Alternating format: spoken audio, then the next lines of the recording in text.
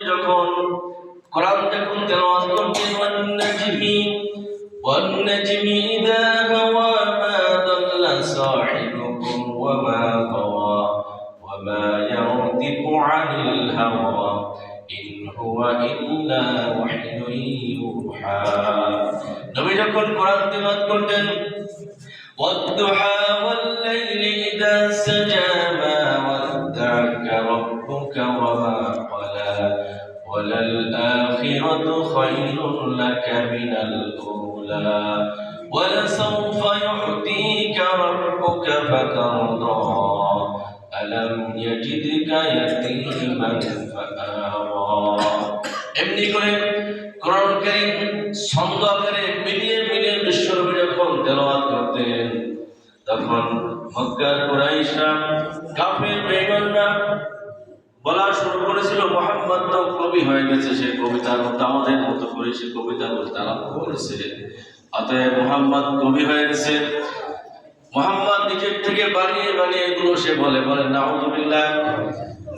এর জন্য আল্লাহ রাব্বুল আলামিন বিশ্বনবীকে কোরআনের আয়াত নাযিল করে জানিয়ে দিলেন, হে নবী আপনি তাদেরকে জানিয়ে দেন গোটা পৃথিবীর সব মানুষ জিন যদি একত্রিত হয়ে তোমরা যদি একত্রিত হও, একে অন্যের সহযোগিতা যদি আরম্ভ যদি করো, তাহলে কোরআনের একটি সূরার মতো কখনো সূরা বানিয়ে আনতে পারবে না। সুবহানাল্লাহ, বানানো কি সম্ভব? এই চ্যালেঞ্জের মোকাবেলা করতে পারলো না।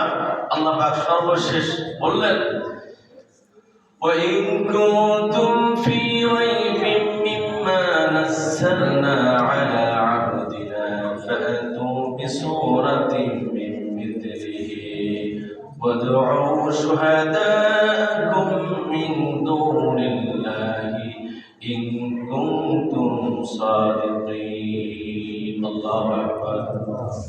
আল্লাহ রাব্বুল আলামিন এবার সূরা বাকারার মধ্যে আল্লাহ তাআলা চ্যালেঞ্জ করে দিলেন, যদি তোমরা আমি আল্লাহর পক্ষ থেকে যা নাযিল করেছি এটি নিয়ে তোমাদের যদি সন্দেহ যদি হয়, মানুষের তৈরি করা যদি মনে হয়, তাহলে তোমরা কোরআনের একটি বড় সূরা নয়, ছোট একটি আয়াত একটি শব্দ বানিয়ে তোমরা আনো। যদি তোমরা তোমাদের দাবিতে যদি সত্যবাদী হও, তাহলে আল্লাহকে বাদ দিয়ে তোমরা আমার কিতাব বাদ দিয়ে নিজেরাই আরবি সূরার মতো একটি ছোট্ট সূরা তৈরি করে আনো। কোনদিন কেউ কি পেরেছে? পারে নাই। তাদের কাছে মনে হয়েছিল এটি মনে হয় মানুষের তৈরি করা, তারা সূরা বানিয়েছিল। এদিকে লম্বা একটা কথা আছে, সূরা কাউসারের মতো করে একটা ছোট্ট সূরা তারা বানিয়েছিল, সূরা ফিলের মতো একটা সূরা বানিয়েছিল, কিন্তু এই সূরা কোন পৃথিবীর মানুষ সেটা গ্রহণ করে নাই। কারণ আল্লাহ তাআলা যেটা দিয়েছেন এটি হলো মাহফুজ, সুরক্ষিত, এর ভিতরে কেউ নতুন করে ঢোকাতেও পারবে না, বাদ দেওয়ার সুযোগ কোনোদিন নেই। কারণ কোরআন হেফাজতের দায়িত্ব যারা বলেন তো কার হাতে? আল্লাহ তাআলা স্বয়ং নিজের হাতে রেখে দিয়েছেন।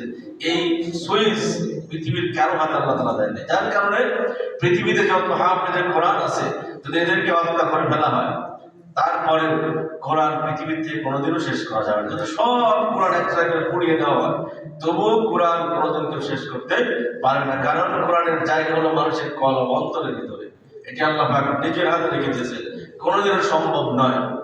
এই জন্যে এই কোরআন তাদের কাছে এরকম মনে হয়েছিল, কিন্তু আল্লাহ তাআলা তার রাসূলকে যেই ওই যুগে যেই ধরনের সমস্যা, কবিদের প্রকট আচরণ ছিল, কবিরা কবিতা বানিয়ে রাসূলের সাথে চ্যালেঞ্জ করতো, আল্লাহ পাক কোরআন নামক কিতাবটি রাসূলের উপর নাজিল করে চ্যালেঞ্জ করে দিলেন, এরকম কোরআনের মধ্যে একটি কোরআন একটি ছোট্ট সূরা বানিয়ে দেখো তোমরা পারো কিনা। কেউ পারে নাই। সুবহানাল্লাহ, এটি ছিল রাসূলের একটি মুজিজা।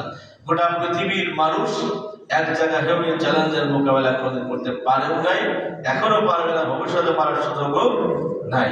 এই জন্য রব্বুল আলামিন